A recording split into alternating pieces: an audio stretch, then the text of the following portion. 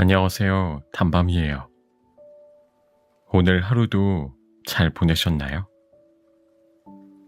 오늘은 여러분들께 세계사 읽어드리려고 해요. 대륙과 시대를 넘나드는 역사의 여정 속에서 그동안 알지 못했던 다채로운 세계를 만날 때 그때가 재미있더라고요.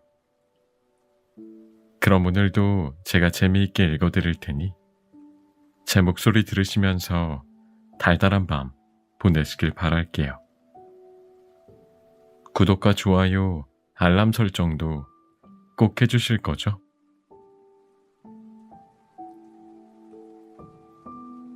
비밀에 쌓인 고대 문명이 하루아침에 멸망한 이유. 아스테카 문명. 태양신에게 인간의 피와 심장을 대규모로 바치는 인신공양을 하고 인육을 먹는 국가가 있다면 믿으시겠어요? 현대인의 시선으로 보면 잔혹하게 그지없는 행위를 했던 나라는 바로 멕시코 중앙 고원 일대에서 문명을 꽃피웠던 아스테카 왕국입니다. 아스테카인에게 인신공양이란 세상의 소멸을 막기 위한 신성한 종교의식이자 공포를 통해 제국을 운영하기 위한 정치적 수단이었습니다. 이 때문에 아스테카 왕국을 떠올리면 흔히 야만적인 면이 부각되곤 하지만 수도 테노치티틀란, 이곳을 처음 본 스페인인들이 충격에 빠졌을 정도로 수준 높은 문명을 이룩했습니다.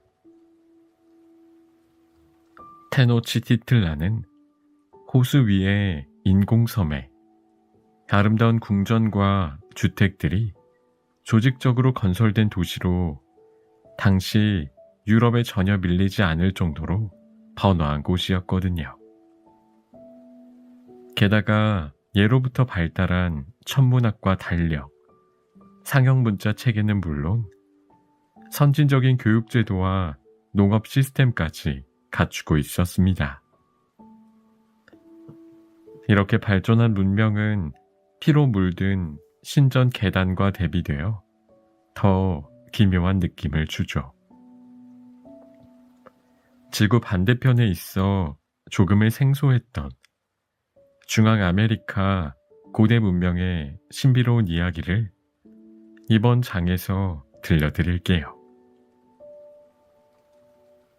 현생 인류가 아프리카를 떠나 세계 각지로 흩어진 뒤 가장 마지막으로 도착한 대륙이 아메리카입니다.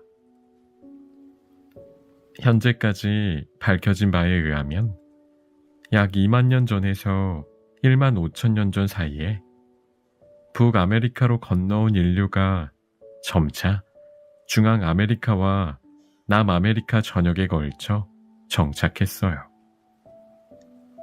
그 중에서도 아스테카 왕국이 자리했던 지역은 현재 멕시코와 중앙아메리카 일대를 가리키는 메소아메리카로, 메소는 그리스어로 중앙을 뜻합니다. 인류 발상지에서 가장 멀리 떨어진 아메리카의 중앙에서 아스테카 왕국을 비롯한 화려한 고대 문명이 뒤늦게 번성했습니다. 메소아메리카의 대략적인 시기 구분은 전고전기, 고전기, 후고전기로 나눌 수 있는데요. 아스테카 왕국이 번성한 시기는 후고전기입니다. 아스테카 왕국을 잘 이해하기 위해 메소아메리카의 초기 문명인 올맥 문명부터 알아가는 게 좋겠습니다. 전고전기에 등장한 올맥 문명은 기원전 12세기경부터 기원 후 2세기경을 전후로 번성했던 신비한 문명으로 상형 문자와 천문학, 종교와 조형 예술, 건축이 고도로 발달해서 이후에 등장하는 모든 메소아메리카 문명의 모태 문명으로 불립니다. 올맥 문명에서 가장 미스터리한 것은 13개의 거대한 석조 두상인데요. 하나당 14톤가량의 3m에 달하는 이 거대한 예술작품을 남긴 올맥 문명은 후련히 자취를 감추었습니다. 무엇 때문에 올맥 문명이 멸망했는지 여전히 미스테리로 남아있어요. 이어서 2세기경 멕시코 중부 고원지대에 새로 등장한 문명은 바로 테오티우아칸 문명입니다. 메소아메리카의 고전기에 나타난 뛰어난 문명이지요. 테오티우아칸이란 신들이 계신 곳을 뜻하며 멸망 후에도 메소아메리카 거의 모든 문명의 종교적 중심지로 여겨졌습니다. 테오티우아칸의 전성기였던 300년경에서 700년경에는 인구가 약 12만 명에서 20만 명에 이르렀던 것으로 추정되는데, 이 정도면 중세 초기였던 유럽의 웬만한 도시들을 압도할 만한 메소아메리카의 대도시였습니다. 이렇게 번성했던 테오티우아칸은 멕시코의 자랑인 거대한 유적, 달의 피라미드와 태양의 피라미드를 남겼습니다. 보통 피라미드는 이집트에만 있다고 생각하기 쉽지만 아메리카 대륙의 멕시코에도 수많은 피라미드가 존재합니다. 가장 큰 피라미드는 아파트 22층 높이인 65m에 달하는데, 이것을 건설하기 위해 20년 동안 매년 10,000명 정도의 인력이 동원된 것으로 추정됩니다. 신이 계시한 장소에 뿌리를 내리다. 신비로운 고대 도시 테오티우아칸이 700년경 멸망한 이후 멕시코 일대를 차지한 것은 톨텍족이었습니다. 톨텍족은 8세기부터 12세기 말까지 멕시코 일대에서 문명을 일구었는데, 이 당시 톨텍족과 함께 치치메카족도 같이 살아가고 있었죠. 북쪽에서 내려온 치치메카족은 주로 수렵 채집으로 생활하던 유목민 출신이라 흔히 거칠고 야만적인 오랑캐로 취급됐습니다. 그러나 선진 문명을 접한 치치메카족은 서서히 톨텍족에 동화되었죠. 12세기경 톨텍이 자연재해로 쇠퇴하는 틈에 북방에서 많은 이민족이 이주했는데, 그 이민족 중 하나가 바로 앞으로 메소아메리카를 호령할 아즈텍족입니다. 원래 아즈텍족은 아스틀란이라는 수수께끼의 도시국가에 살다가 신의 계시를 받아 남쪽으로 계속 이동했습니다. 약 200년 동안 수많은 전투를 벌이며 멕시코 고원지대까지 내려오는 동안 아즈텍족은 더 강인한 전사로 업그레이드 됐지요. 아즈텍족은 나우아트로를 사용하며 스스로를 멕시카라고 불렀습니다. 여러분 눈치채셨나요? 멕시카는 오늘날 멕시코 국명의 어원입니다. 아즈텍 쪽은 톨텍 쪽이 남긴 문명의 토대 위에 그들만의 문화를 만들기 시작했고 스스로를 톨텍 쪽의 후예라고 여겼습니다. 아즈텍 쪽이 믿는 수호신은 우이칠로포치틀리였는데요. 이 수호신이 아즈텍 쪽에게 계시한 내용은 이러했습니다. 날아가는 독수리가 뱀을 물고 선인장 위에 앉는 곳에 정착하거라. 마침내 신이 계시한 장소를 찾아낸 아즈텍 쪽은 1325년 오늘날 멕시코 수도인 멕시코시티의 전신이 되는 테노치티틀란을 건설합니다. 테노치티틀란은 정말 아름답고 독특한 도시였습니다. 아즈텍 쪽은 텍스코코 호수 위에 인공섬을 만들고 그 위에 테노치티틀란을 건설했는데요. 호수 바닥에 갈대로 튼튼하게 엮어 만든 틀을 고정하고 그 위에 흙을 덮고 또 덮어서 인공섬을 만든 곳으로 면적은 여의도의 약 4배 수준이라고 합니다. 아즈텍 쪽이 현재 멕시코시티에 정착하게 된 이 기원설화는 오늘날 멕시코의 국기에도 고스란히 남아 있습니다. 한편 아즈텍 쪽의 새로운 정착지에는 이미 자리 잡은 세력이 있었으니 바로 아스카포찰코였습니다. 강력한 도시 국가였던 아스카포찰코를 어떻게 몰아낼 수 있었을까요? 아즈텍 쪽은 1428년에 텍스코코 타쿠바와 삼각동맹을 맺고 1인자를 내쫓는데 성공해요.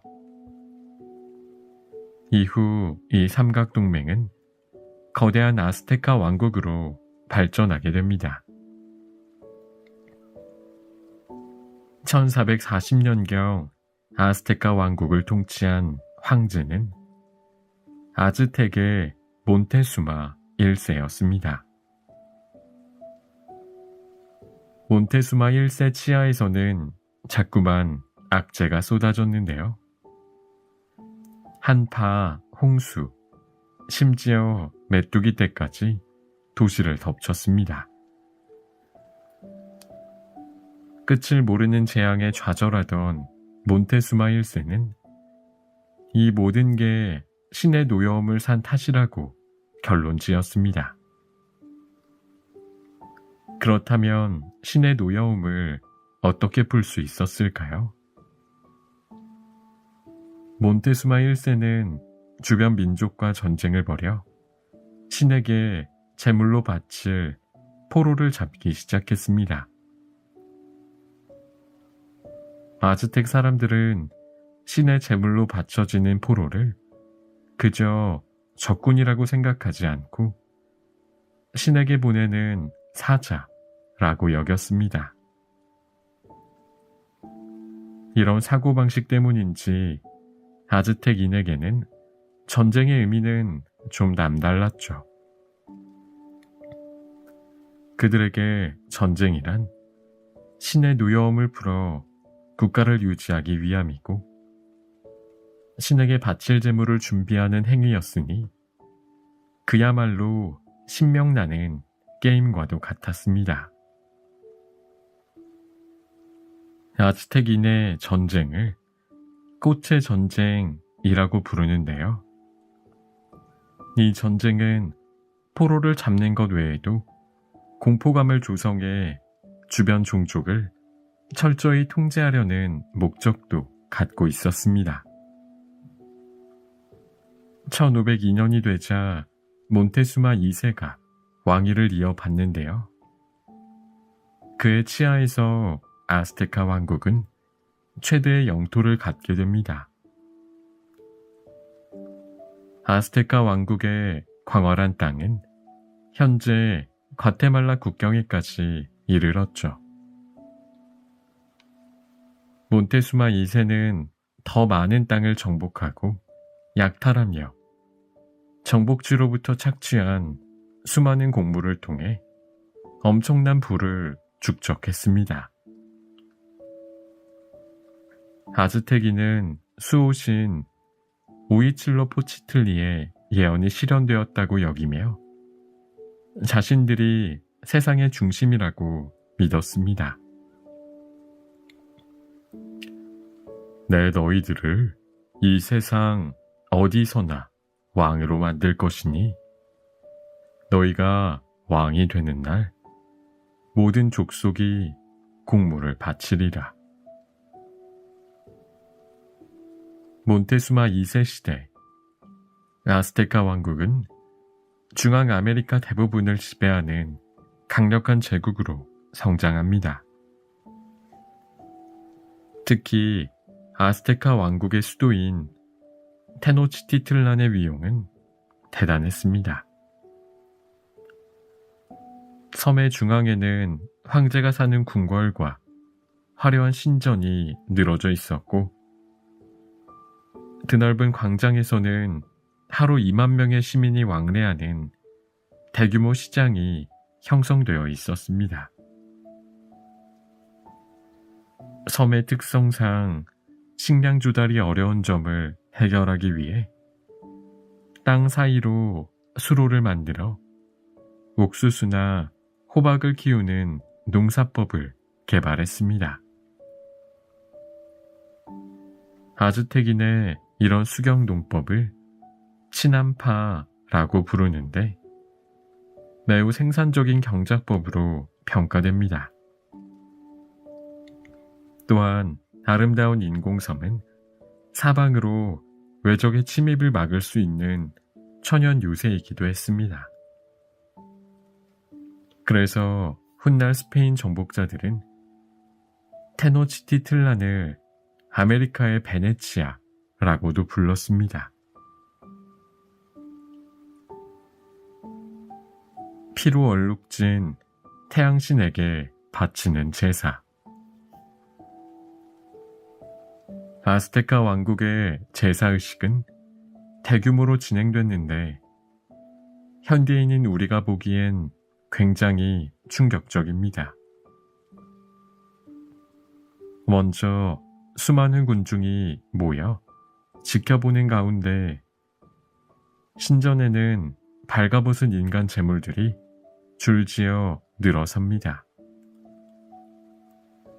집행자는 차례가 된 제물의 손과 다리를 하나씩 붙들고 날카로운 돌로 제물의 등을 찍어 고정합니다. 그러면 마지막 제사 집행자가 흑요석으로 만든 날카로운 칼로 살아있는 포로의 가슴을 가르고 그 속에서 피가 뿜어져 나오는 심장의 온기를 태양에 바치려는 듯 심장을 두 손 높이 들어 올립니다. 의식이 끝나면 만신창이가 된 희생자의 육체를 신전 계단 밑으로 굴려 떨어뜨립니다. 신전의 층계는 뚝뚝 떨어진 피로 빨갛게 물들고 그 현장에는 시체 썩는 냄새가 진동했다고 전해집니다. 줄줄이 서 있던 모든 제물이 다 바쳐지고 제사 의식이 종료되면 희생자의 시체는 보통 그 포로를 잡아온 전사가 가져가 인육을 삶아 먹었습니다. 이들의 식인 풍습은 신에게 바쳐진 신성한 인육을 먹음으로써 신과 하나가 된다는 일종의 특권적 의식이었습니다. 식인 풍습은 인류 역사 속 세계 곳곳에서 꾸준히 존재했지만 시대나 지역에 따라 그 행위의 명분은 다르게 발현되었는데요. 고대 아즈텍인은 어떤 세계관으로 인신공양과 식인풍습을 했던 걸까요? 1790년 멕시코시티 시청 공사 중에 아즈텍인이 만든 거대한 태양석이 발굴되었습니다. 24톤이 넘는 이 태양석에서 고대 아즈텍인의 신앙과 우주 창조론, 달력 체계가 새겨져 있었는데요. 태양석 중심에는 인간의 피와 심장을 갈구하며 혀를 내민 태양신이 있었습니다. 고대 아즈텍인은 이 태양신이 스스로 희생함으로써 이 세계가 창조되었으며 52년 주기로 세상은 파괴되고 다시 생성된다고 믿었습니다. 태양 속에는 이미 소멸한 4개의 태양이 새겨져 있는데 이것은 세계가 이미 4번 파괴됐음을 의미합니다. 이 태양석을 만들던 당시 아즈텍인들은 5번째 태양 아래 살아가고 있었던 거죠. 5번째 태양의 소멸을 지연시키기 위해, 즉 세상의 종말을 피하고자 아즈텍인은 제물을 바쳐야 한다고 믿었습니다. 그 제물은 바로 산 사람의 막 꺼낸 심장에서 나오는 붉은 피. 아즈텍인은 정복전쟁에서 잡은 포로를 신에게 바침으로써 신들의 생명을 유지시킨다는 사명감으로 전쟁을 끊임없이 벌였습니다. 이렇게 아즈텍인이 신에게 바치기 위해 잡아 죽인 포로는 많게는 연간 2만 명에 달했습니다. 이런 인신공양 시스템은 거대 제국을 통치하기 위한 수단이기도 했는데요. 이 끔찍한 제사의식을 지켜보는 군중은 눈앞에서 벌어지는 사륙의 공포에 압도됐습니다. 공포감을 통해 군중을 손쉽게 통치할 수 있었고, 한편으로는 정복지의 지배 세력과 같은 위험 인물을 제거하기 위한 좋은 명분이 되기도 했지요. 찬란한 아스테카 문명의 허무한 종말. 왕성하게 전쟁을 벌이며 번성하던 아스테카 왕국은 정말 허무하게 종말을 맞이했습니다. 대항해 시대가 시작된 이래로 유럽인은 바다를 건너 신대륙을 찾아 나섰는데요. 1492년에 크리스토퍼 콜럼버스가 신대륙에 도착한 것은 인류 역사에서 정말 획기적인 사건이었습니다. 비록 콜럼버스는 죽을 때까지 그곳이 인도라고 믿었지만 훗날 아메리고 베스푸치에 의해 신대륙임이 알려지게 되며 아메리고의 이름을 따서 아메리카라고 불리게 됩니다. 아메리카 땅에서 아스테카 문명이 최고의 황금기를 구가하던 16세기. 잠시 바다 건너 스페인으로 시선을 옮겨봅시다. 1485년 코르테스라는 한 귀족이 태어납니다. 성인이 된 그는 1504년 현재 도미니카 공화국이 위치한 히스파니올라 섬으로 첫 원정을 떠나게 되고 1511년에 쿠바를 정복해서 세상에 이름을 떨치게 됩니다. 이때 쿠바를 같이 정복하여 세운 공으로 쿠바 총독이 된 디에고 벨라스케스는 유카탄 반도에 식민지를 세우기 위해 누굴 탐험대로 보낼지 고민하다 야망이 큰 코르테스를 보내려고 하죠. 그러나 코르테스를 견제하던 정적들의 방해로 코르테스 말고 다른 사람이 원정을 가는 것으로 결정되었습니다. 그런데 눈치 빠른 코르테스가 한 발 빨리 움직였습니다. 직접 탐험대를 꾸린 코르테스는 1519년 유카탄 반도로 불쑥 침입합니다. 유카탄 반도를 여기저기 탐험하던 코르테스는 말린체라는 한 여인을 만나게 됩니다. 말린체는 아스테카 토박이라 마야어는 물론 나우아틀어도 유창했습니다.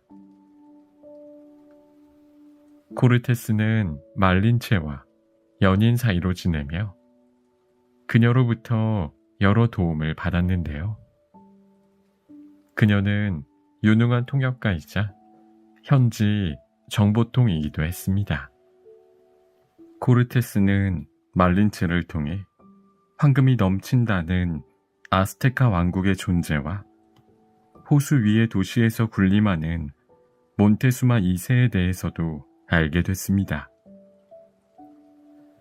이전 문명을 흡수하며 놀라운 속도로 성장한 아스테카는 메소아메리카 대부분의 지역에 영향력을 행사하고 있었습니다. 수도 테노치티틀란을 중심으로 엮인 수많은 중소도시가 하나의 공동체로 유지되고 있었죠. 그러나 아스테카 왕국에 복속된 부족들은 엄청난 곡물과 희생자를 바쳐야 해서 불만이 절정에 달해 있었습니다.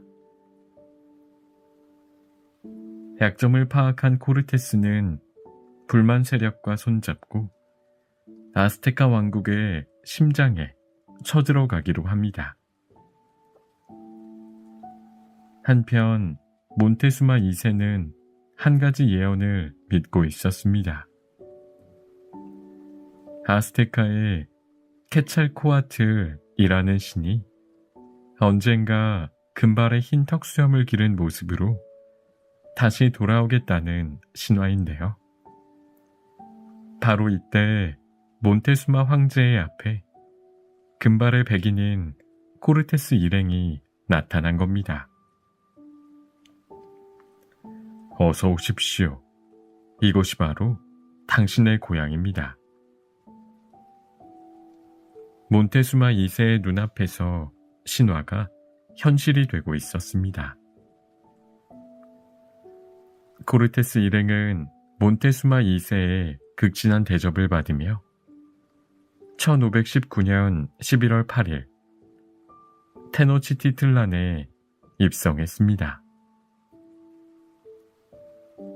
아즈테기는 말을 타고 총을 든 스페인인들을 보며 신화를 떠올렸지만 사실 그들보다 더 놀란 것은 코르테스 일행이었습니다.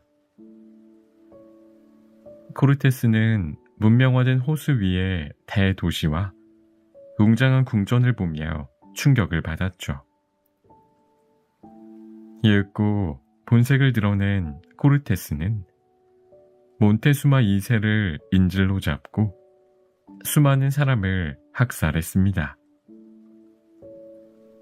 수호신으로 둔갑했던 정복자들이 정체를 드러내면서 몬테수마 2세가 처참한 최후를 맞이하자 아즈테기는 피가 끓었습니다.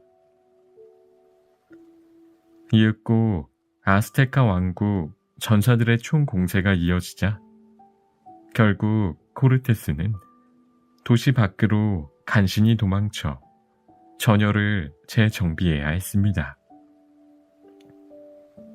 몇 번의 충돌이 더 이어지던 중 생각지도 못한 비밀병기가 찾아와 아즈텍인을 초토화하는데요. 그것은 바로 공포의 전염병, 천연두였습니다. 스페인 정복자들이 옮긴 전염병이 아스테카 왕국에 창궐하면서 면역이 없던 아즈텍인은 속수무책으로 죽어나갔고 제국의 내부에선 분열이 일어나 국군이 위태로웠습니다. 상황이 이렇게 흘러가자 코르테스는 다시 군사를 모아 총공세를 벌입니다. 이때 스페인군 병력은 약 900명으로 늘어났고 벌떼처럼 모인 원주민 반란군은 10만 명을 넘었습니다.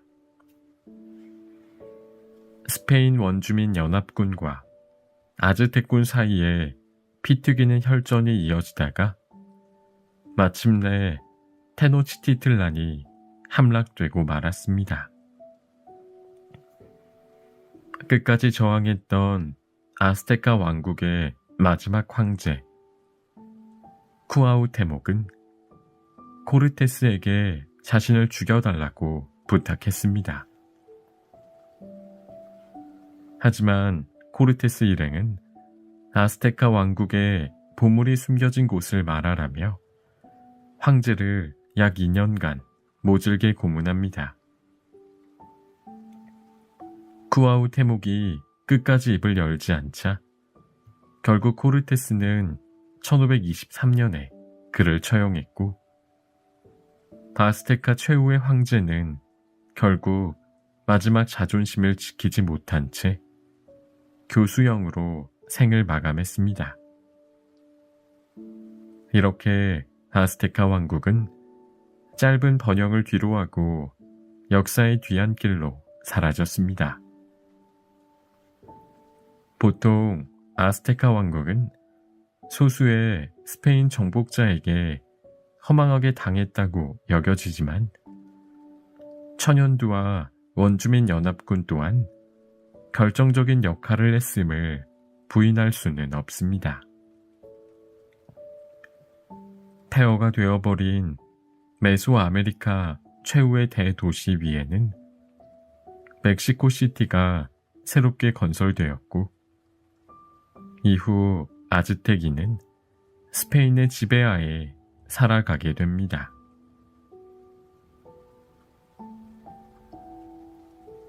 일본의 야욕이 불러일으킨 미국과의 한판 승부, 태평양 전쟁. 지구 면적의 3분의 1을 차지하는 태평양. 모든 육지 면적을 다 합쳐도 모자랄 만큼 거대한 바다가 하루아침에 참혹한 전쟁터로 돌변했습니다. 평화로운 일요일 아침이었던 1941년 12월 7일 하와이 진주만 기지에 주둔한 미국 태평양 함대가 난데없는 일본군의 폭격으로 쑥대밭이 되고 말았습니다. 제2차 세계대전의 중요한 전선인 태평양 전쟁의 시작이었어요. 태평양 전쟁의 흐름을 살펴보기 위해 우선 19세기 일본으로 시계를 되돌려 봅시다. 1853년 문을 꼭꼭 걸어 잠그고 있던 일본에 시커먼 연기를 내뿜는 페리 제독이 이끄는 미국 함대가 들이닥쳤습니다. 울며 겨자 먹기로 개항을 하게 된 일본은 개항 이후 서구 열강을 따라잡기 위한 노력을 부단히 합니다. 그로부터 불과 40년 뒤 일본은 청일전쟁에서 압도적인 승리를 거두며 동아시아의 질서를 뒤흔들었고 러시아까지 무릎을 꿇렸습니다. 일본의 승리를 지켜본 세계는 경악했습니다. 극동에 있던 변방국가가 거대 제국 러시아를 상대로 대승을 거두다니, 순식간에 자타가 공인하는 아시아 신흥 강국으로 떠올랐어요. 일본은 뜨거운 자부심과 우월감에 도취되었고 점차 제국주의의 야욕을 키웠습니다. 1910년 대한제국을 강제 병합한 일본은 제1차 세계대전에서 연합국 편으로 참전해 승전국 지위를 얻으며 식민지 지배권을 더욱 강화할 수 있었는데요. 강대국의 상징인 해군의 군사력도 대폭 키우며 1922년에 열린 워싱턴 회의에서는 세계 3대 해군 강국 중 하나로 인정받기도 합니다. 1931년 일본은 만주사변을 일으켜 이듬해 친일 괴뢰 국가인 만주국을 세우는데요. 국제연맹이 일본을 비난하며 군대를 철수하라고 요청하자 일본은 패기만만하게 국제연맹을 탈퇴합니다. 이어서 5년 후 루거우 차우 사건을 일으키며 그토록 바라던 중국 본토 침략을 본격적으로 시작합니다. 중일 전쟁의 서막이 올랐어요. 아시아를 호령하겠다는 일본의 탐욕. 청일전쟁 이후 승승장구하던 일본에게 중국은 더 이상 두려움의 대상이 아니었습니다. 하지만 일본의 예상과는 달리 중일전쟁은 생각보다 긴 싸움이 되었어요. 중국군은 거의 일방적으로 도살되는 상황에서도 계속해서 저항했습니다. 장제스는 처음부터 항복할 생각은 해본 적도 없었습니다. 일본, 너희가 아무리 날뛰어도 우리에겐 국제적 지지라는 강력한 무기가 있으니 끝까지 버티겠다. 이런 입장이었어요. 국제사회는 여전히 장제스의 국민당 정부를 인정하고 있었으니까요. 일본은 거대한 전쟁의 진흙탕 속에서 점점 이러지도 저러지도 못하는 곤란을 겪게 됩니다. 이러한 교착 상태를 돌파하기 위해 새로운 전쟁을 벌이기도 하는데요. 전쟁의 목표는 석유와 지하 자원을 확보할 수 있는 동남아시아였습니다. 동남아시아는 이미 서구 열강이 점령하고 있었으니 충돌은 불가피했어요. 이미 눈에 뵈는 것이 없던 일본은 동남아에 있는 프랑스령, 인도차이나를 꿀꺽해버립니다. 결국 1941년 일본의 행보가 눈에 거슬렸던 미국은 일본으로 수출하던 석유를 완전히 끌어버리며 인도차이나 반도와 중국에서 물러나라고 요구했어요. 석유가 끊기는 건 일본에 너무도 치명적이었습니다. 탱크며 전투기, 전함까지 죄다 기름으로 움직이는데 일본은 전체 석유 수요의 약 80%를 외국에서 수입하고 있었고 그중 대부분은 미국에 절대적으로 의존하고 있었거든요. 이제 미국의 요구를 받아들이거나 한판 붙든 둘 중 하나는 선택해야만 하는 상황이었어요. 사실 일본의 지도자들은 미국에 비해 전력이 열세라는 걸 알고 있었습니다. 하지만 강경파 도조 히데키가 칼을 뽑아들면서 일본은 미국과의 전쟁을 결정합니다. 그렇다면 일본은 왜 하필 진주만을 선택했을까요? 일단 미 해군 전진기지인 하와이 진주만에는 미국의 태평양 전력 대부분이 배치되어 있었습니다. 여길 박살내서 함대를 한 번에 격파한다면 이를 복구하는데 시간이 오래 걸릴 것이고, 미국이 잠시 주춤한 사이 일본이 태평양과 동남아 주요 지역을 재빨리 점령하고 미국과는 유리한 조건으로 강화 조약을 맺겠다는 계산이었습니다. 그럼 일본이 궁극적으로 꿈꾸던 큰 그림은 뭐였을까요? 동맹인 독일이 유럽 전장에서 승승장구하던 상황이었으니 일본은 아시아를 호령하는 제국 건설에 야심을 품었습니다. 이를 위해 일본이 외친 슬로건이 바로 대동아 공영권이었는데요. 서방 세력으로부터 아시아 식민지를 해방한다는 큰 틀 아래 일본을 중심으로 동아시아, 동남아시아 일대에 자립을 도모한다는 허울만 좋은 명분이었지요.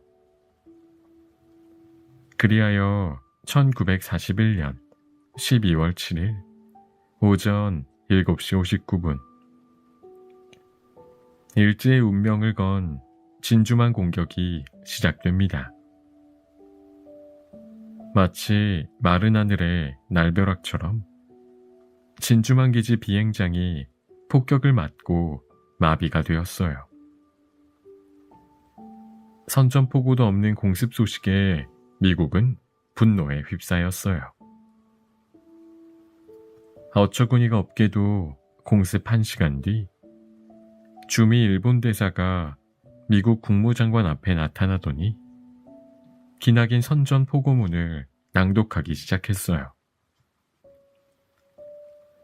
미국 장관은 내가 공직생활 50년 동안 이렇게 거짓과 왜곡이 가득한 문서는 처음이라며 분통을 터뜨렸어요.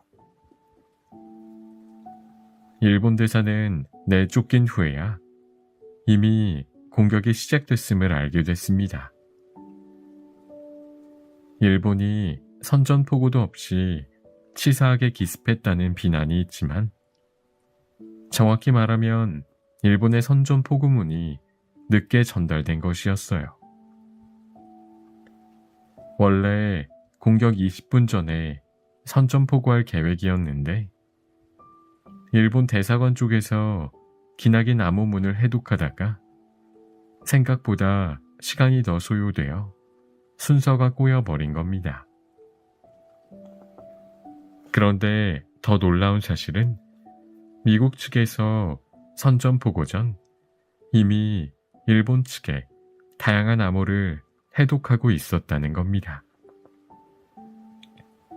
하지만 일본의 공습에 대한 정보의 홍수 속에서 미국 정부는 진주만 공습 경보를 대수롭지 않게 취급해서 대비하지 못하는 엄청난 실수를 하게 됩니다.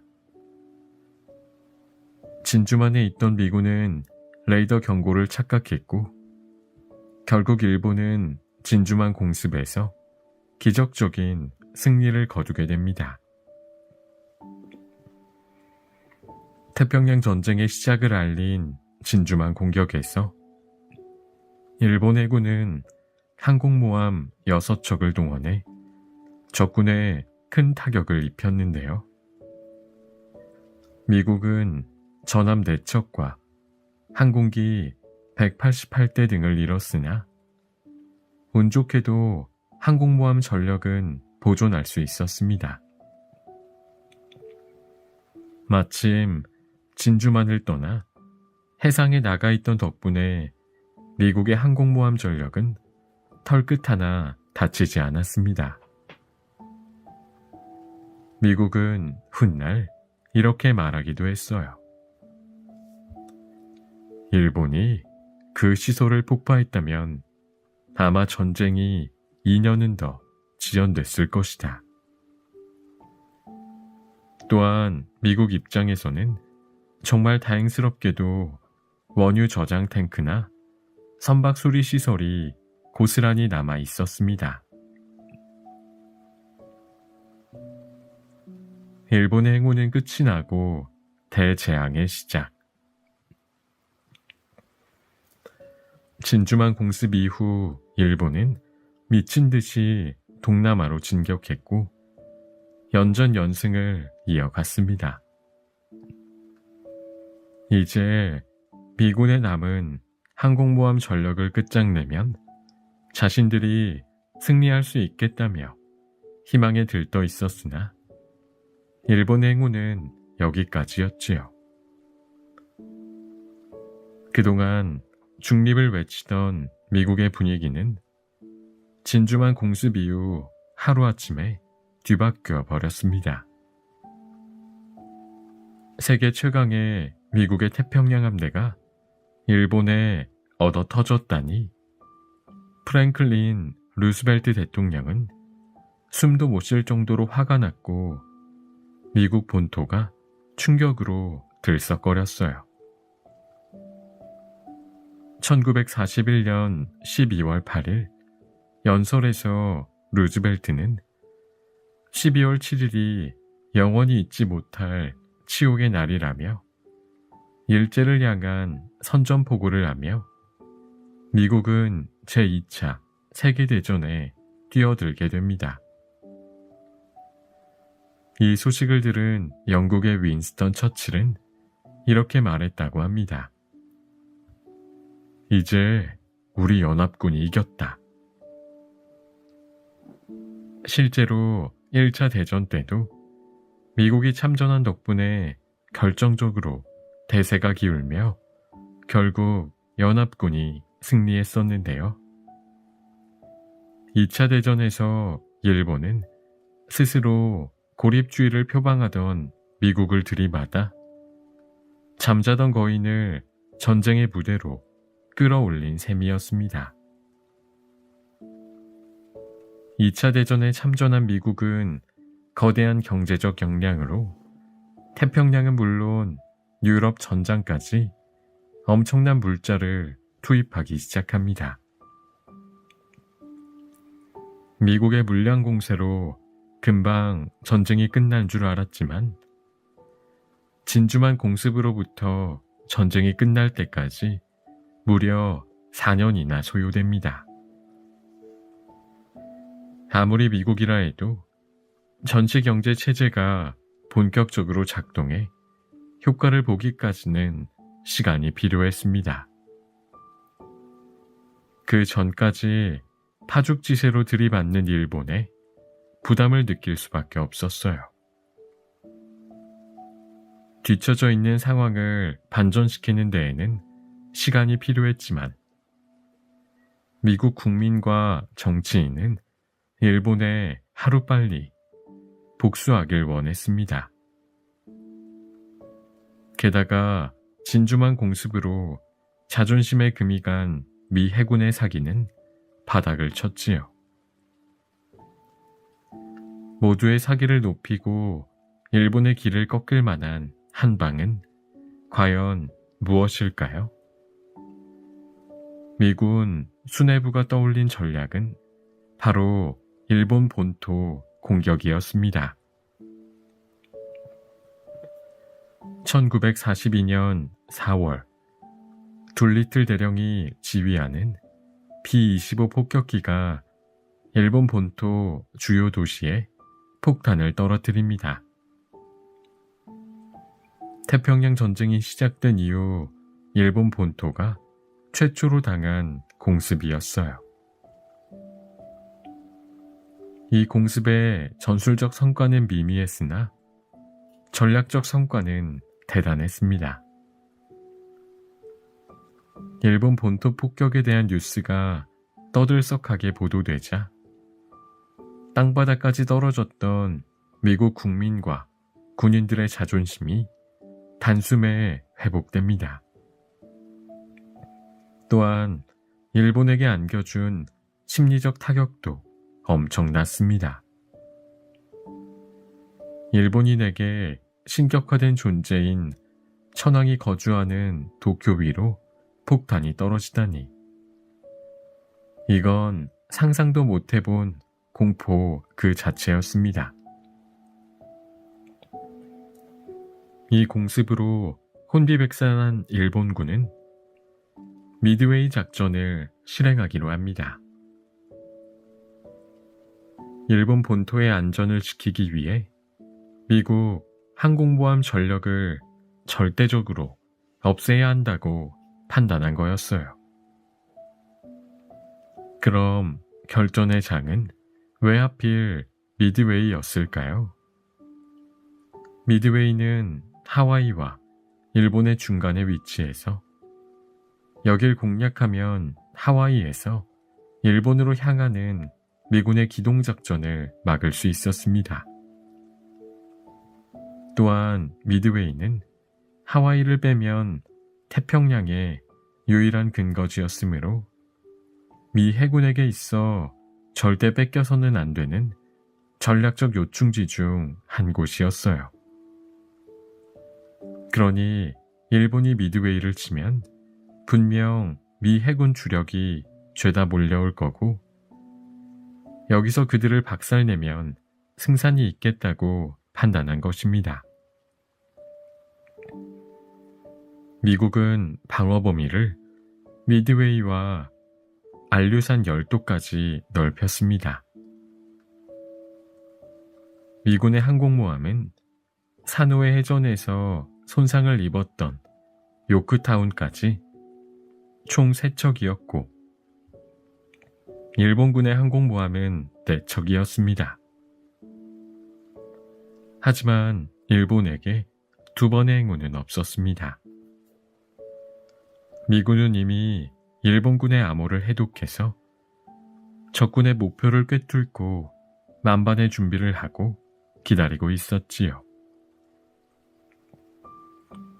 1942년 6월 4일 역사적인 미드웨이 해전이 시작됩니다.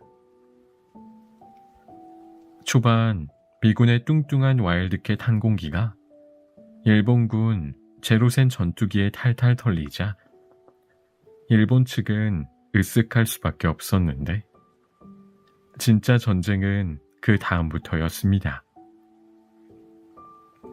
일본군이 저공비행 중인 미군의 뇌격기를 상대하는 동안 고공이 텅 비어버리면서 미군에게 절호의 기회가 생깁니다. 일본의 항공모함에서 폭격기들이 고성능 폭탄을 장착하고 있는 순간 갑자기 고공에서 등장한 미군의 급강악 폭격기가 폭탄을 떨어뜨리며 일본 항공모함의 숨통을 하나씩 끊기 시작했습니다. 미드웨이 해전의 승패의 물줄기를 바꾼 운명의 5분이었습니다. 사실상 미국과 일본 양측의 승패를 가르는 핵심은 누가 먼저 적군의 항공모함 전력을 소탕하느냐였는데요. 미드웨이 해전에 승패에 영향을 끼친 것 중에는 예상치 못한 요크타우노의 복귀도 한몫했습니다. 요크타우노는 진주만 공습 때 살아남은 항공모함 중 하나인데요. 미드웨이 해전 직전에 벌어진 사노해 해전에서 일본군의 폭탄을 맞습니다. 일본군은 요크타우노를 미국으로 보내서 수리하려면 몇 달이 걸릴 거로 예상했지만 요크타우노는 응급수리를 받고 미드웨이 해전에 깜짝 등장해요. 진주만 공습 때 일본이 수리시설을 고스란히 남겨둔 덕분에 응급수리가 가능했지요. 치열한 전쟁 중 일본 항모 중 홀로 살아남은 히류가 반격에 나섰을 때 요크타운은 또다시 폭탄을 맞는데 2시간 만에 응급수리를 마치고 불사조처럼 등장해 마지막까지 활약하다 결국 침몰했습니다.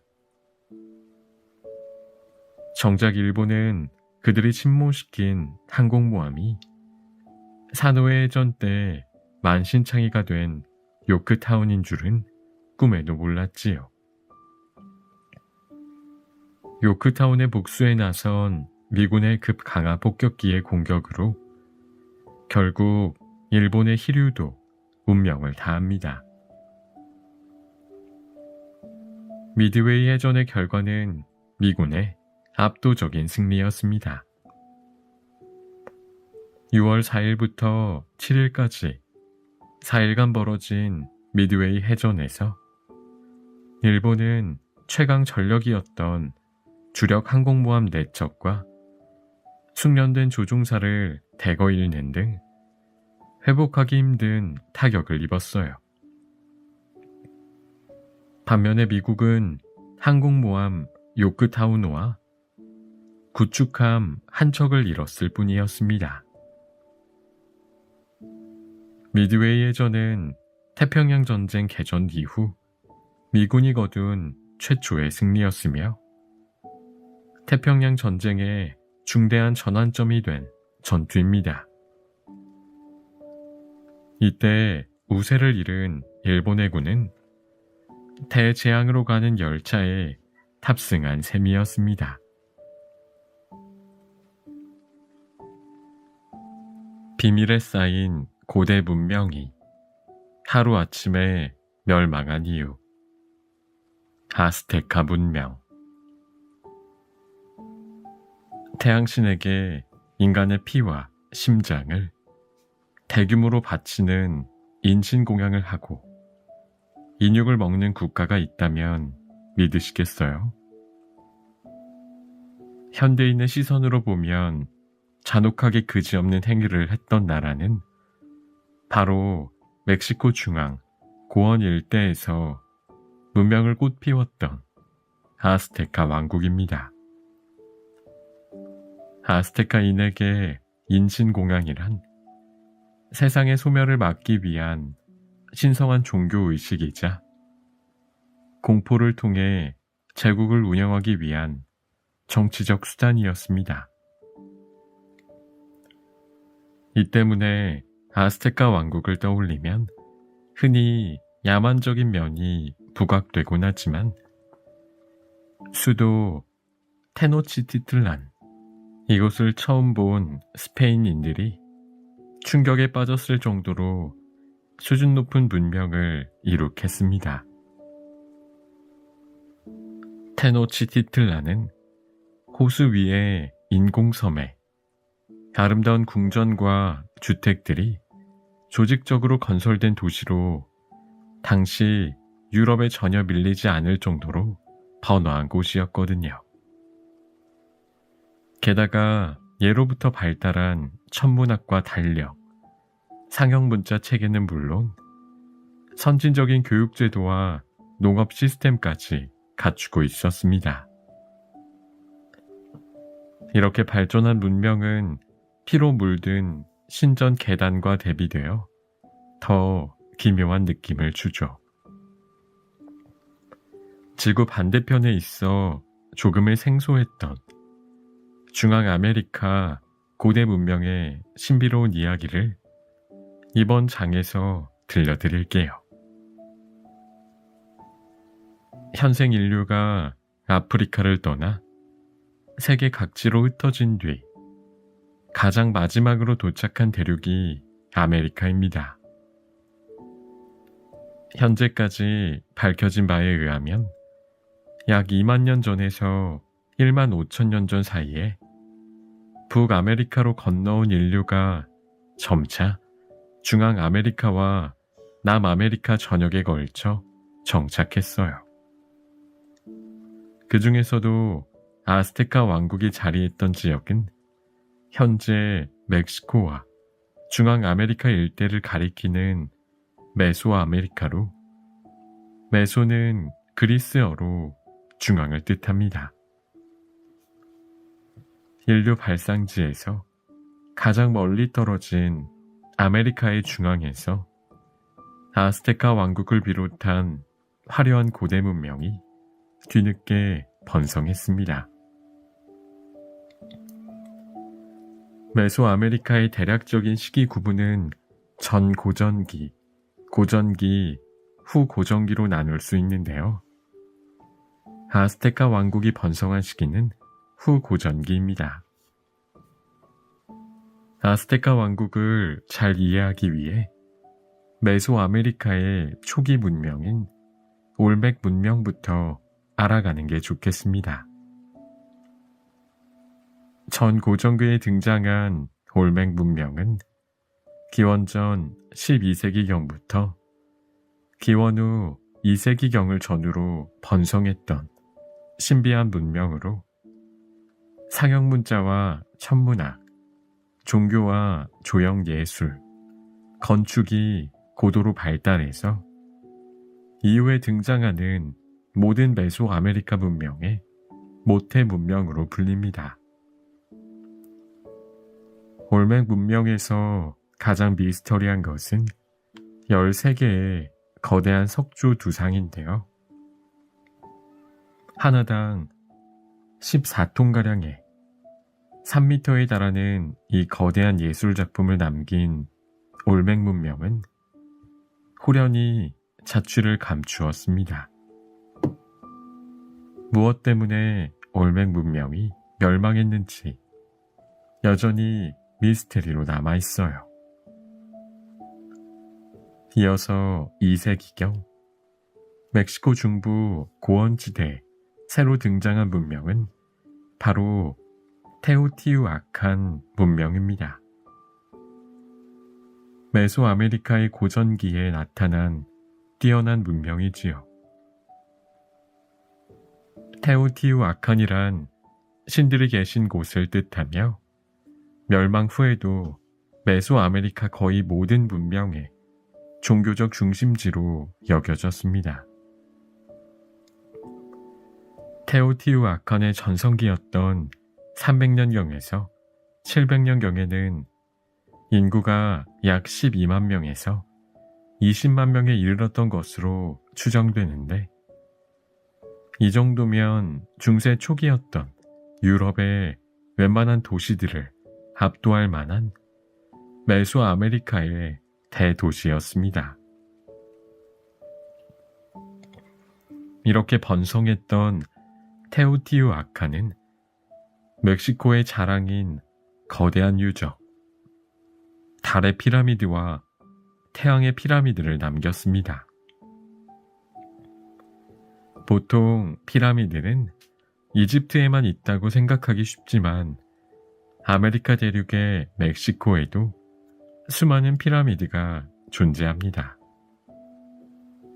가장 큰 피라미드는 아파트 22층 높이인 65m에 달하는데, 이것을 건설하기 위해 20년 동안 매년 10,000명 정도의 인력이 동원된 것으로 추정됩니다. 신이 계시한 장소에 뿌리를 내리다. 신비로운 고대 도시 테오티우아칸이 700년경 멸망한 이후 멕시코 일대를 차지한 것은 톨텍족이었습니다. 톨텍족은 8세기부터 12세기 말까지 멕시코 일대에서 문명을 일구었는데, 이 당시 톨텍족과 함께 치치메카족도 같이 살아가고 있었죠. 북쪽에서 내려온 치치메카족은 주로 수렵 채집으로 생활하던 유목민 출신이라 흔히 거칠고 야만적인 오랑캐로 취급됐습니다. 그러나 선진 문명을 접한 치치메카족은 서서히 톨텍족에 동화되었죠. 12세기경 톨텍이 자연재해로 쇠퇴하는 틈에 북방에서 많은 이민족이 이주했는데 그 이민족 중 하나가 바로 앞으로 메소아메리카를 호령할 아즈텍족입니다. 원래 아즈텍족은 아스틀란이라는 수수께끼의 도시국가에 살다가 신의 계시를 받아 남쪽으로 계속 이동했습니다. 약 200년 동안 수많은 전투를 벌이며 멕시코 고원지대까지 내려오는 동안 아즈텍족은 더 강인한 전사로 업그레이드 됐지요. 아즈텍족은 나우아트로를 사용하며 스스로를 멕시카라고 불렀습니다. 여러분 눈치채셨나요? 멕시카는 오늘날 멕시코 국명의 어원입니다. 아즈텍족은 톨텍족이 남긴 문명의 토대 위에 그들만의 문화를 만들기 시작했고 스스로를 톨텍족의 후예라고 여겼습니다. 아즈텍족이 믿는 수호신은 우이칠로포치틀리였는데요. 이 수호신이 아즈텍족에게 계시한 내용은 이러했습니다. 날아가는 독수리가 뱀을 물고 선인장 위에 앉는 곳에 정착하거라. 마침내 신이 계시한 장소를 찾아낸 아즈텍족은 1325년 오늘날 멕시코 수도인 멕시코시티의 전신이 되는 테노치티틀란을 건설합니다. 테노치티틀란은 정말 아름답고 독특한 도시였습니다. 아즈텍족은 텍스코코 호수 위에 인공섬을 만들고 그 위에 테노치티틀란을 건설했는데요. 호수 바닥에 갈대로 튼튼하게 엮어 만든 틀을 고정하고 그 위에 흙을 덮고 또 덮어서 인공섬을 만든 곳으로 면적은 여의도의 약 4배 수준이라고 합니다.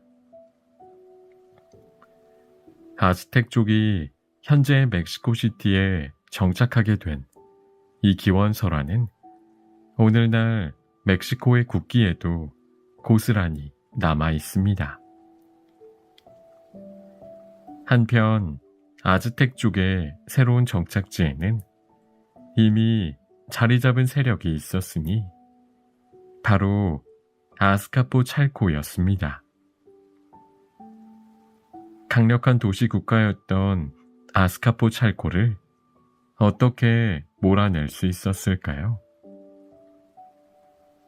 아즈텍족은 1428년에 텍스코코 타쿠바와 삼각동맹을 맺고 1인자를 내쫓는데 성공해요.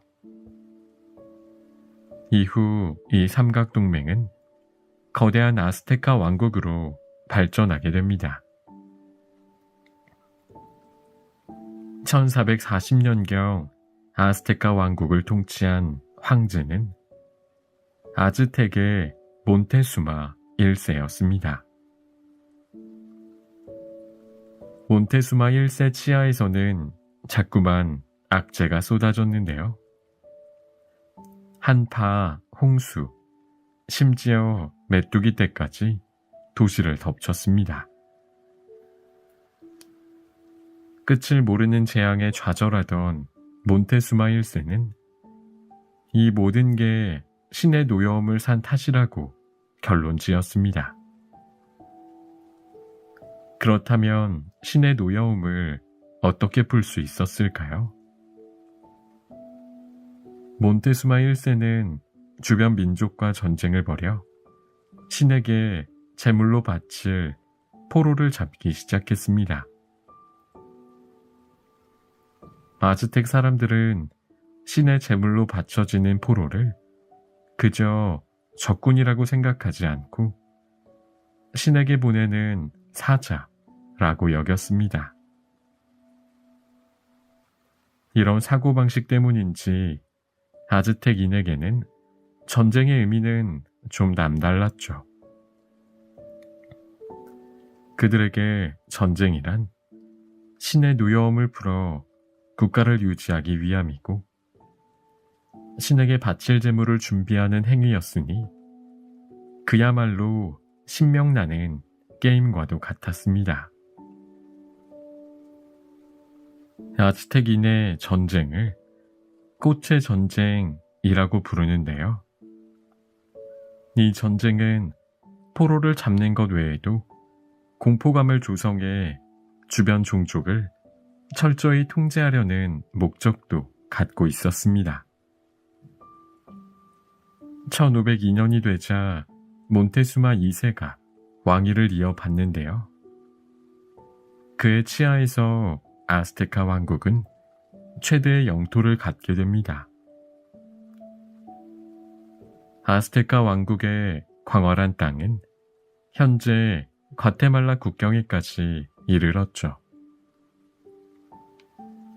몬테수마 2세는 더 많은 땅을 정복하고 약탈하며 정복지로부터 착취한 수많은 곡물을 통해 엄청난 부를 축적했습니다.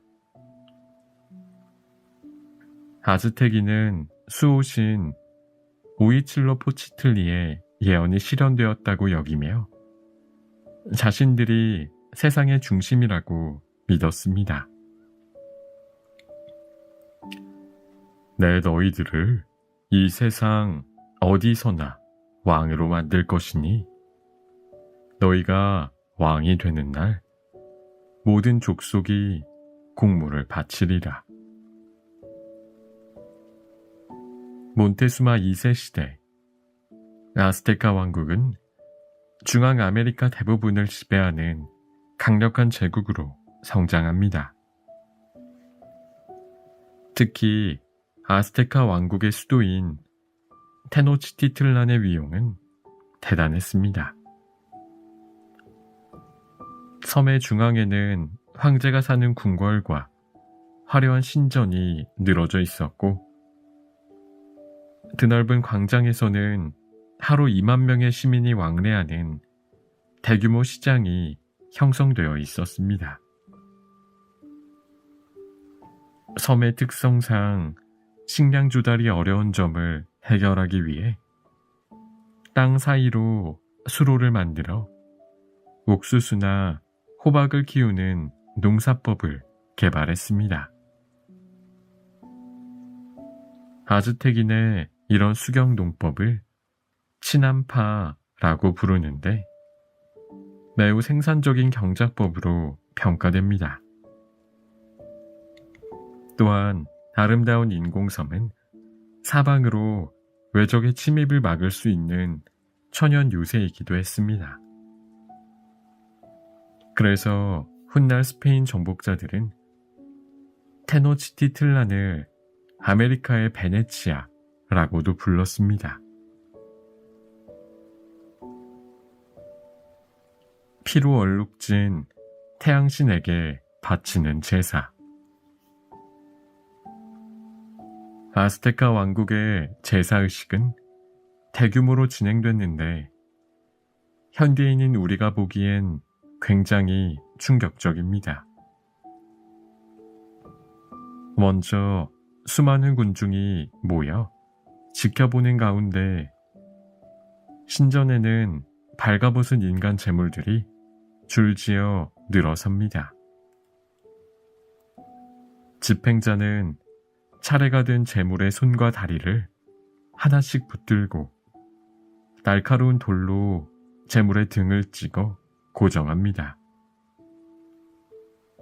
그러면 마지막 제사 집행자가 흑요석으로 만든 날카로운 칼로 살아있는 포로의 가슴을 가르고 그 속에서 피가 뿜어져 나오는 심장의 온기를 태양에 바치려는 듯 심장을 두 손 높이 들어 올립니다.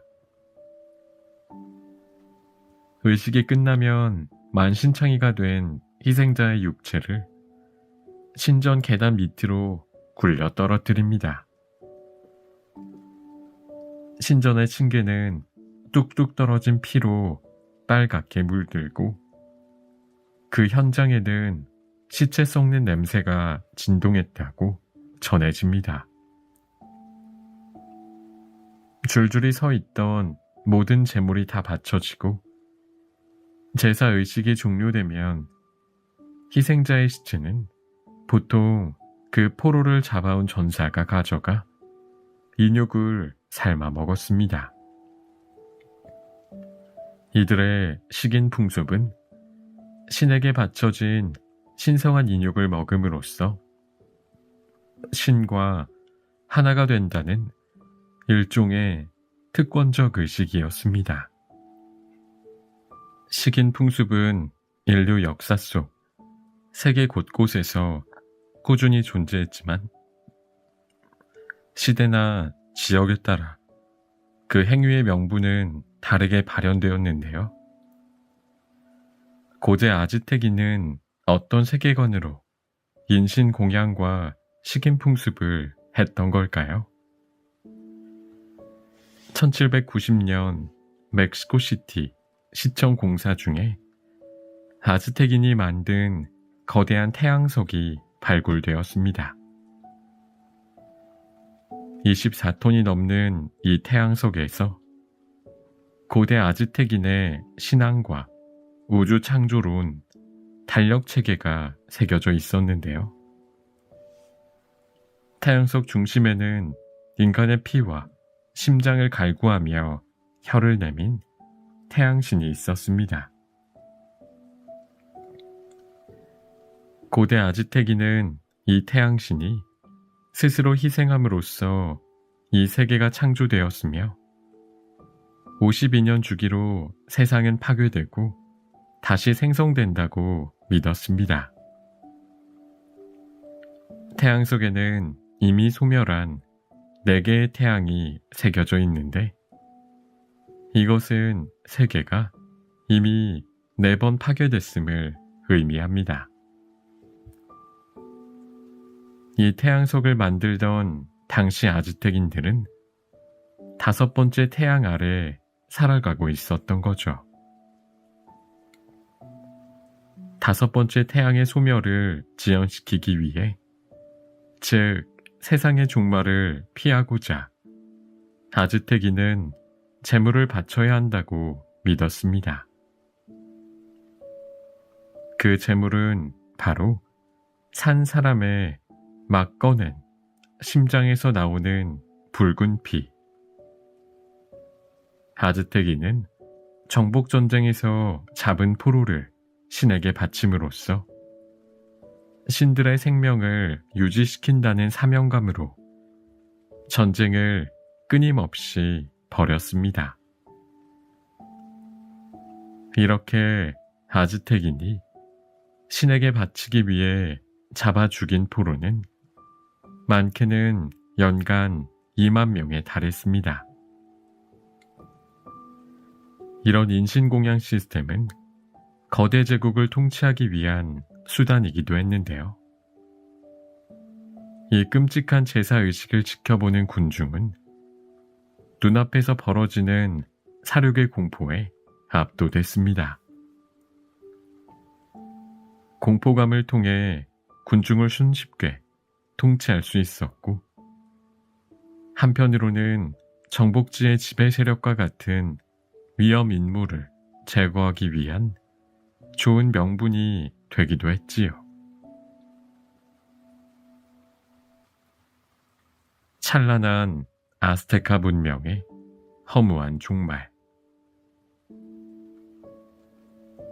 왕성하게 전쟁을 벌이며 번성하던 아스테카 왕국은 정말 허무하게 종말을 맞이했습니다. 대항해 시대가 시작된 이래로 유럽인은 바다를 건너 신대륙을 찾아 나섰는데요. 1492년에 크리스토퍼 콜럼버스가 신대륙에 도착한 것은 인류 역사에서 정말 획기적인 사건이었습니다. 비록 콜럼버스는 죽을 때까지 그곳이 인도라고 믿었지만 훗날 아메리고 베스푸치에 의해 신대륙임이 알려지게 되며 아메리고의 이름을 따서 아메리카라고 불리게 됩니다. 아메리카 땅에서 아스테카 문명이 최고의 황금기를 구가하던 16세기. 잠시 바다 건너 스페인으로 시선을 옮겨봅시다.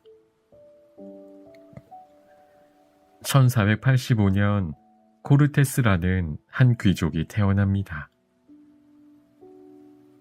성인이 된 그는 1504년 현재 도미니카 공화국이 위치한 히스파니올라 섬으로 첫 원정을 떠나게 되고 1511년에 쿠바를 정복해서 세상에 이름을 떨치게 됩니다. 이때 쿠바를 같이 정복하여 세운 공으로 쿠바 총독이 된 디에고 벨라스케스는 유카탄 반도에 식민지를 세우기 위해 누굴 탐험대로 보낼지 고민하다 야망이 큰 코르테스를 보내려고 하죠.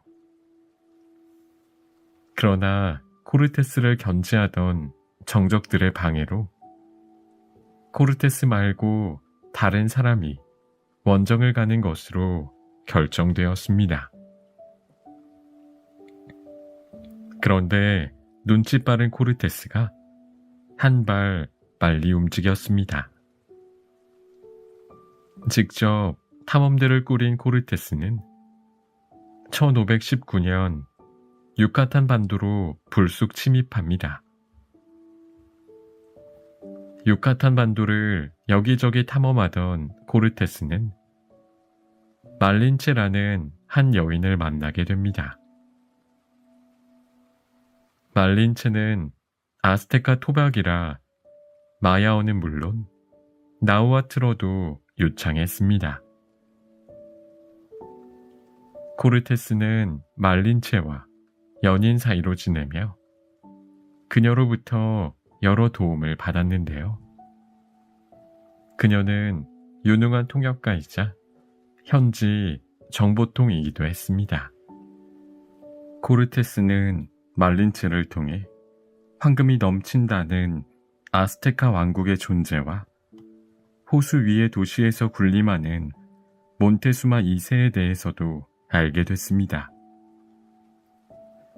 이전 문명을 흡수하며 놀라운 속도로 성장한 아스테카는 메소아메리카 대부분의 지역에 영향력을 행사하고 있었습니다. 수도 테노치티틀란을 중심으로 엮인 수많은 중소도시가 하나의 공동체로 유지되고 있었죠. 그러나 아스테카 왕국에 복속된 부족들은 엄청난 공물과 희생자를 바쳐야 해서 불만이 절정에 달해 있었습니다. 약점을 파악한 코르테스는 불만 세력과 손잡고 아스테카 왕국의 심장에 쳐들어가기로 합니다.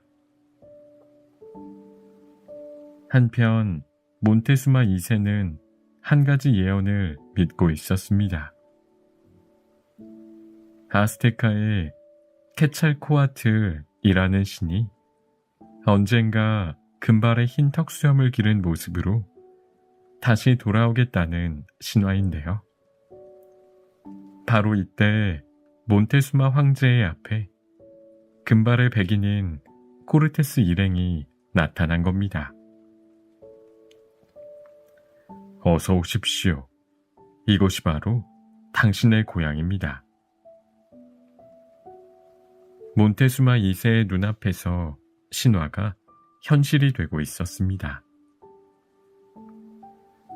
코르테스 일행은 몬테수마 2세의 극진한 대접을 받으며 1519년 11월 8일 테노치티틀란에 입성했습니다. 아즈테기는 말을 타고 총을 든 스페인인들을 보며 신화를 떠올렸지만 사실 그들보다 더 놀란 것은 코르테스 일행이었습니다. 코르테스는 문명화된 호수 위의 대도시와 웅장한 궁전을 보며 충격을 받았죠.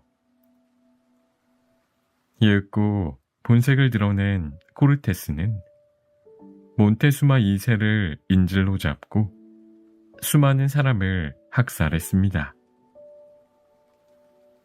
수호신으로 둔갑했던 정복자들이 정체를 드러내면서 몬테수마 2세가 처참한 최후를 맞이하자 아즈테기는 피가 끓었습니다. 이윽고 아스테카 왕국 전사들의 총공세가 이어지자 결국 코르테스는 도시 밖으로 간신히 도망쳐 전열을 재정비해야 했습니다. 몇 번의 충돌이 더 이어지던 중 생각지도 못한 비밀 병기가 찾아와 아즈테긴을 초토화하는데요. 그것은 바로 공포의 전염병, 천연두였습니다. 스페인 정복자들이 옮긴 전염병이 아스테카 왕국에 창궐하면서 면역이 없던 아즈테기는 속수무책으로 죽어나갔고 제국의 내부에선 분열이 일어나 국군이 위태로웠습니다. 상황이 이렇게 흘러가자 코르테스는 다시 군사를 모아 총공세를 벌입니다. 이때 스페인군 병력은 약 900명으로 늘어났고 벌떼처럼 모인 원주민 반란군은 10만 명을 넘었습니다. 스페인 원주민 연합군과 아즈텍군 사이에 피튀기는 혈전이 이어지다가 마침내 테노치티틀란이 함락되고 말았습니다. 끝까지 저항했던 아스테카 왕국의 마지막 황제 쿠아우테목은 코르테스에게 자신을 죽여달라고 부탁했습니다. 하지만 코르테스 일행은 아스테카 왕국의 보물이 숨겨진 곳을 말하라며 황제를 약 2년간 모질게 고문합니다.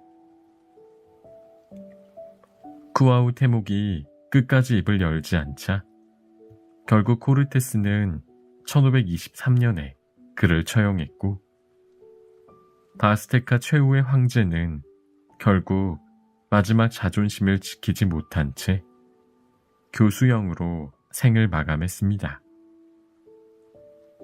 이렇게 아스테카 왕국은 짧은 번영을 뒤로하고 역사의 뒤안길로 사라졌습니다.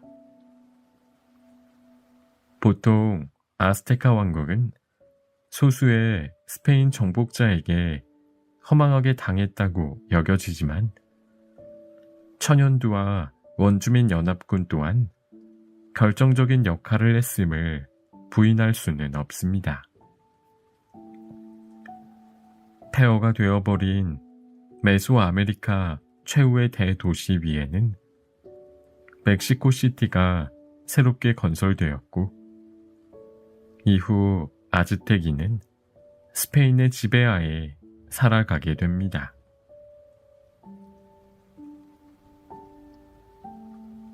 일본의 야욕이 불러일으킨 미국과의 한판 승부, 태평양 전쟁.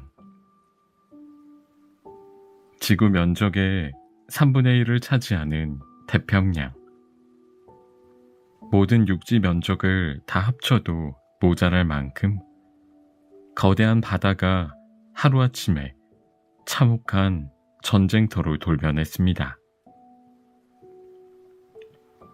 평화로운 일요일 아침이었던 1941년 12월 7일, 하와이 진주만 기지에 주둔한 미국 태평양 함대가 난데없는 일본군의 폭격으로 쑥대밭이 되고 말았습니다.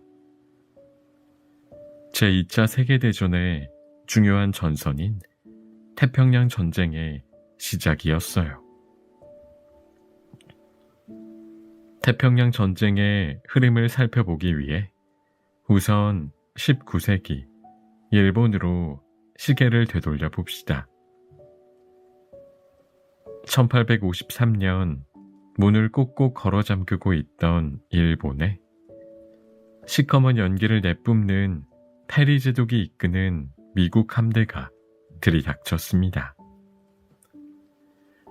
울며 겨자 먹기로 개항을 하게 된 일본은 개항 이후 서구 열강을 따라잡기 위한 노력을 부단히 합니다. 그로부터 불과 40년 뒤 일본은 청일전쟁에서 압도적인 승리를 거두며 동아시아의 질서를 뒤흔들었고 러시아까지 무릎을 꿇렸습니다. 일본의 승리를 지켜본 세계는 경악했습니다. 극동에 있던 변방국가가 거대 제국 러시아를 상대로 대승을 거두다니, 순식간에 자타가 공인하는 아시아 신흥 강국으로 떠올랐어요. 일본은 뜨거운 자부심과 우월감에 도취되었고 점차 제국주의의 야욕을 키웠습니다. 1910년 대한제국을 강제 병합한 일본은 제1차 세계대전에서 연합국 편으로 참전해 승전국 지위를 얻으며 식민지 지배권을 더욱 강화할 수 있었는데요. 강대국의 상징인 해군의 군사력도 대폭 키우며 1922년에 열린 워싱턴 회의에서는 세계 3대 해군 강국 중 하나로 인정받기도 합니다.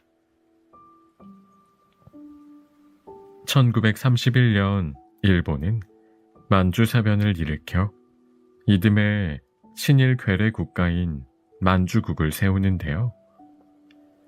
국제연맹이 일본을 비난하며 군대를 철수하라고 요청하자 일본은 패기만만하게 국제연맹을 탈퇴합니다.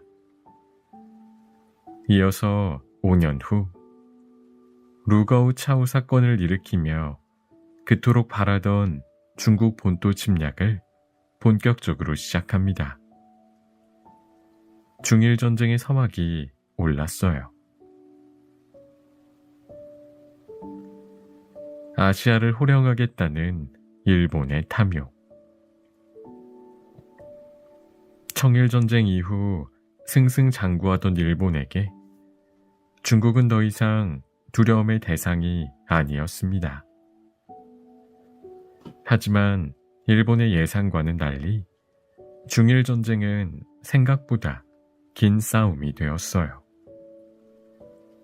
중국군은 거의 일방적으로 도살되는 상황에서도 계속해서 저항했습니다.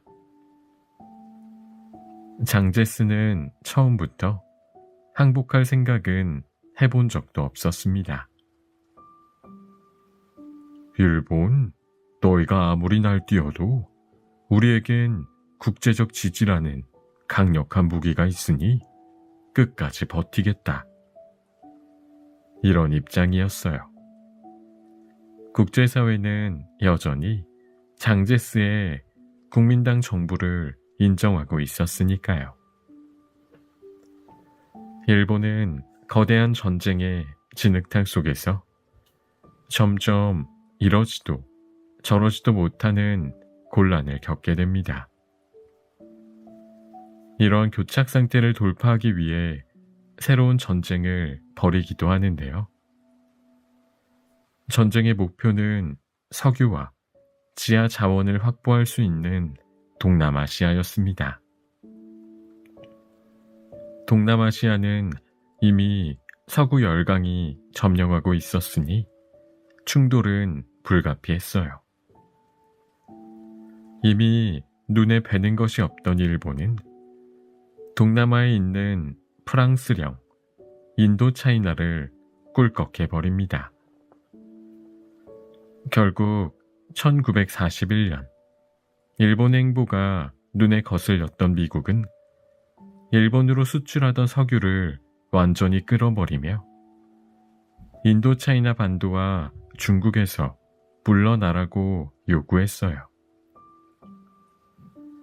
석유가 끊기는 건 일본에 너무도 치명적이었습니다. 탱크며 전투기, 전함까지 죄다 기름으로 움직이는데 일본은 전체 석유 수요의 약 80%를 외국에서 수입하고 있었고 그중 대부분은 미국에 절대적으로 의존하고 있었거든요.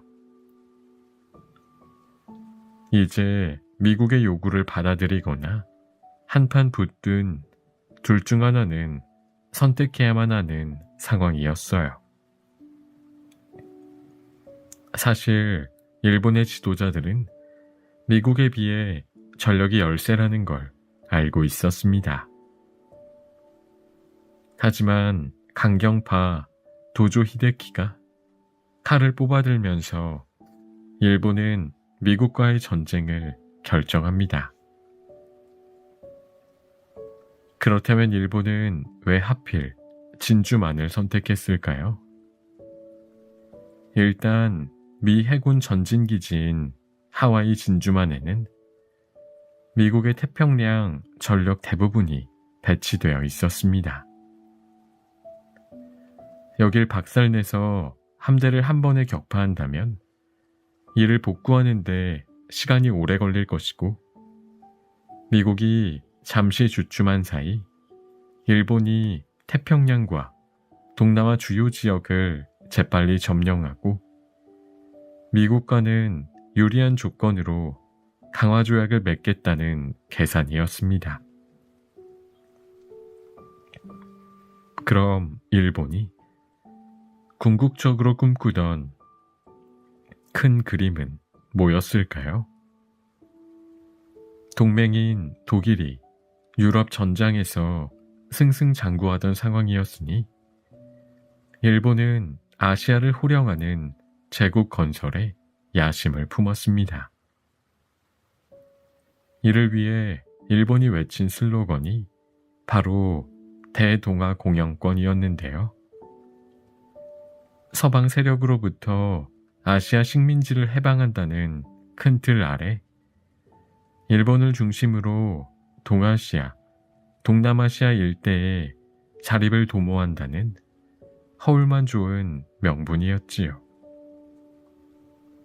그리하여 1941년 12월 7일 오전 7시 59분 일제의 운명을 건 진주만 공격이 시작됩니다. 마치 마른 하늘의 날벼락처럼 진주만 기지 비행장이 폭격을 맞고 마비가 되었어요. 선전포고도 없는 공습 소식에 미국은 분노에 휩싸였어요. 어처구니가 없게도 공습 1시간 뒤 주미 일본 대사가 미국 국무장관 앞에 나타나더니 기나긴 선전포고문을 낭독하기 시작했어요. 미국 장관은 내가 공직생활 50년 동안 이렇게 거짓과 왜곡이 가득한 문서는 처음이라며 분통을 터뜨렸어요. 일본 대사는 내쫓긴 후에야 이미 공격이 시작됐음을 알게 됐습니다. 일본이 선전포고도 없이 치사하게 기습했다는 비난이 있지만 정확히 말하면 일본의 선전포고문이 늦게 전달된 것이었어요. 원래 공격 20분 전에 선전포고할 계획이었는데 일본 대사관 쪽에서 기나긴 암호문을 해독하다가 생각보다 시간이 더 소요되어 순서가 꼬여버린 겁니다. 그런데 더 놀라운 사실은 미국 측에서 선전포고 전 이미 일본 측에 다양한 암호를 해독하고 있었다는 겁니다. 하지만 일본의 공습에 대한 정보의 홍수 속에서 미국 정부는 진주만 공습 경보를 대수롭지 않게 취급해서 대비하지 못하는 엄청난 실수를 하게 됩니다. 진주만에 있던 미군은 레이더 경고를 착각했고 결국 일본은 진주만 공습에서 기적적인 승리를 거두게 됩니다. 태평양 전쟁의 시작을 알린 진주만 공격에서 일본 해군은 항공모함 6척을 동원해 적군에 큰 타격을 입혔는데요. 미국은 전함 4척과 항공기 188대 등을 잃었으나 운 좋게도 항공모함 전력은 보존할 수 있었습니다. 마침 진주만을 떠나 해상에 나가 있던 덕분에 미국의 항공모함 전력은 털끝 하나 다치지 않았습니다. 미국은 훗날 이렇게 말하기도 했어요. 일본이 그 시설을 폭파했다면 아마 전쟁이 2년은 더 지연됐을 것이다. 또한 미국 입장에서는 정말 다행스럽게도 원유 저장 탱크나 선박 수리 시설이 고스란히 남아 있었습니다. 일본의 행운은 끝이 나고 대재앙의 시작. 진주만 공습 이후 일본은 미친 듯이 동남아로 진격했고 연전연승을 이어갔습니다. 이제 미군의 남은 항공모함 전력을 끝장내면 자신들이 승리할 수 있겠다며 희망에 들떠 있었으나 일본의 행운은 여기까지였지요. 그동안 중립을 외치던 미국의 분위기는 진주만 공습 이후 하루아침에 뒤바뀌어 버렸습니다. 세계 최강의 미국의 태평양 함대가 일본에 얻어 터졌다니 프랭클린 루스벨트 대통령은 숨도 못 쉴 정도로 화가 났고 미국 본토가 충격으로 들썩거렸어요. 1941년 12월 8일 연설에서 루즈벨트는 12월 7일이 영원히 잊지 못할 치욕의 날이라며 일제를 향한 선전포고를 하며 미국은 제2차 세계대전에 뛰어들게 됩니다. 이 소식을 들은 영국의 윈스턴 처칠은 이렇게 말했다고 합니다. 이제 우리 연합군이 이겼다. 실제로 1차 대전 때도 미국이 참전한 덕분에 결정적으로 대세가 기울며 결국 연합군이 승리했었는데요. 2차 대전에서 일본은 스스로 고립주의를 표방하던 미국을 들이받아 잠자던 거인을 전쟁의 무대로 끌어올린 셈이었습니다. 2차 대전에 참전한 미국은 거대한 경제적 역량으로 태평양은 물론 유럽 전장까지 엄청난 물자를 투입하기 시작합니다. 미국의 물량 공세로 금방 전쟁이 끝난 줄 알았지만 진주만 공습으로부터 전쟁이 끝날 때까지 무려 4년이나 소요됩니다. 아무리 미국이라 해도 전체 경제 체제가 본격적으로 작동해 효과를 보기까지는 시간이 필요했습니다. 그 전까지 파죽지세로 들이받는 일본에 부담을 느낄 수밖에 없었어요. 뒤처져 있는 상황을 반전시키는 데에는 시간이 필요했지만 미국 국민과 정치인은 일본에 하루빨리 복수하길 원했습니다. 게다가 진주만 공습으로 자존심에 금이 간 미 해군의 사기는 바닥을 쳤지요. 모두의 사기를 높이고 일본의 길을 꺾을 만한 한 방은 과연 무엇일까요? 미군 수뇌부가 떠올린 전략은 바로 일본 본토 공격이었습니다.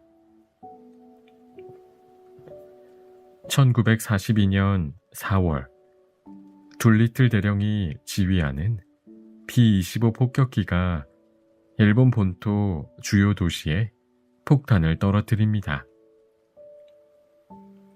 태평양 전쟁이 시작된 이후 일본 본토가 최초로 당한 공습이었어요.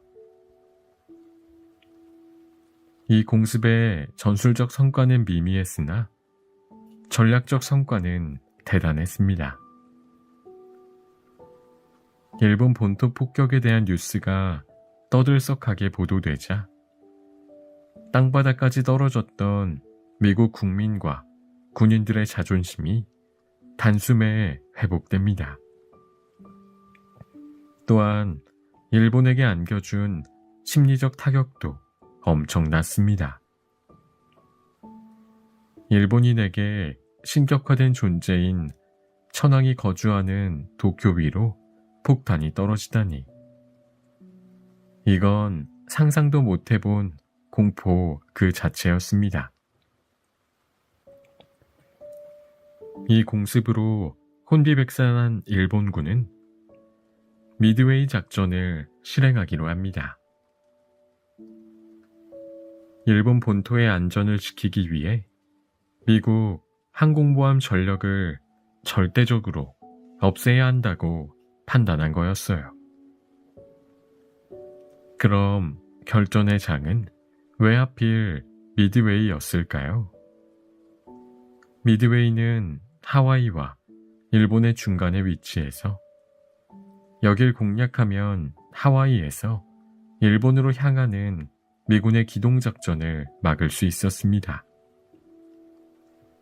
또한 미드웨이는 하와이를 빼면 태평양의 유일한 근거지였으므로 미 해군에게 있어 절대 뺏겨서는 안 되는 전략적 요충지 중 한 곳이었어요. 그러니 일본이 미드웨이를 치면 분명 미 해군 주력이 죄다 몰려올 거고 여기서 그들을 박살내면 승산이 있겠다고 판단한 것입니다. 미국은 방어 범위를 미드웨이와 안류산 열도까지 넓혔습니다. 미군의 항공모함은 사노해 해전에서 손상을 입었던 요크타운까지 총 3척이었고 일본군의 항공모함은 4척이었습니다. 하지만 일본에게 두 번의 행운은 없었습니다. 미군은 이미 일본군의 암호를 해독해서 적군의 목표를 꿰뚫고 만반의 준비를 하고 기다리고 있었지요. 1942년 6월 4일 역사적인 미드웨이 해전이 시작됩니다. 초반 미군의 뚱뚱한 와일드캣 항공기가 일본군 제로센 전투기에 탈탈 털리자 일본 측은 으쓱할 수밖에 없었는데 진짜 전쟁은 그 다음부터였습니다. 일본군이 저공비행 중인 미군의 뇌격기를 상대하는 동안 고공이 텅 비어버리면서 미군에게 절호의 기회가 생깁니다. 일본의 항공모함에서 폭격기들이 고성능 폭탄을 장착하고 있는 순간 갑자기 고공에서 등장한 미군의 급강압 폭격기가 폭탄을 떨어뜨리며 일본 항공모함의 숨통을 하나씩 끊기 시작했습니다. 미드웨이 해전의 승패의 물줄기를 바꾼 운명의 5분이었습니다. 사실상 미국과 일본 양측의 승패를 가리는 핵심은 누가 먼저 적군의 항공모함 전력을 소탕하느냐였는데요. 미드웨이 해전에 승패에 영향을 끼친 것 중에는 예상치 못한 요크타우노의 복귀도 한몫했습니다. 요크타우노는 진주만 공습 때 살아남은 항공모함 중 하나인데요. 미드웨이 해전 직전에 벌어진 사노해 해전에서 일본군의 폭탄을 맞습니다. 일본군은 요크타우노를 미국으로 보내서 수리하려면 몇 달이 걸릴 거로 예상했지만 요크타우노는 응급 수리를 받고 미드웨이 해전에 깜짝 등장해요. 진주만 공습 때 일본이 수리시설을 고스란히 남겨둔 덕분에 응급 수리가 가능했지요. 치열한 전쟁 중 일본 항모 중 홀로 살아남은 히류가 반격에 나섰을 때 요크타우는 또다시 폭탄을 맞는데 2시간 만에 응급수리를 마치고 불사조처럼 등장해 마지막까지 활약하다 결국 침몰했습니다. 정작 일본은 그들이 침몰시킨 항공모함이 사노해 해전 때 만신창이가 된 요크타운인 줄은 꿈에도 몰랐지요. 요크타운의 복수에 나선 미군의 급강화 폭격기의 공격으로 결국 일본의 히류도 운명을 다합니다. 미드웨이 해전의 결과는 미군의 압도적인 승리였습니다. 6월 4일부터 7일까지 4일간 벌어진 미드웨이 해전에서 일본은 최강 전력이었던 주력 항공모함 4척과 숙련된 조종사를 대거 잃는 등 회복하기 힘든 타격을 입었어요. 반면에 미국은 항공모함 요크타우노와 구축함 한 척을 잃었을 뿐이었습니다. 미드웨이 해전은 태평양 전쟁 개전 이후 미군이 거둔 최초의 승리였으며 태평양 전쟁의 중대한 전환점이 된 전투입니다. 이때 우세를 잃은 일본 해군은 대재앙으로 가는 열차에 탑승한 셈이었습니다.